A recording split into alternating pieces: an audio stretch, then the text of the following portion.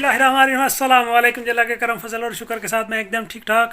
उम्मीद करता हूँ कि आप भी जहाँ पर होंगे ठीक ठाक होंगे, फिट फाट होंगे और बड़े मज़े के साथ अपनी लाइफ को गुजार रहे होंगे।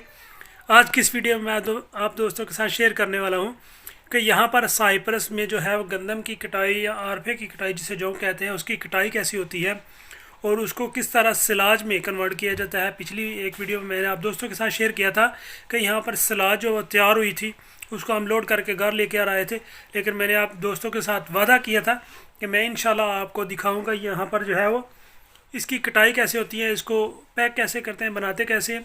तो इंशाल्लाह आज की वीडियो में आपको मुकम्मल दिखाऊंगा कि इसकी कटाई कैसे होती है, इसको शापर में किस तरह पैक किया जाता है, कौन से ट्रैक्टर यूज़ किए जाते हैं और किस तरीके से इसकी कटाई होती है।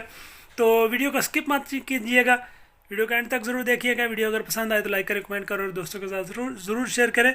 और एक बात आप ज़रूर देख रहे होंगे कि पीछे मैं तो अपने घर में बैठा हूँ, लेकिन वीडियो मैं पहले बना चुका हूँ, तो इसलिए चले वीडियो की तरफ, वीडियो के एंड तक ज़रूर देखिएगा। चलिए वीडियो को शुरू करते हैं।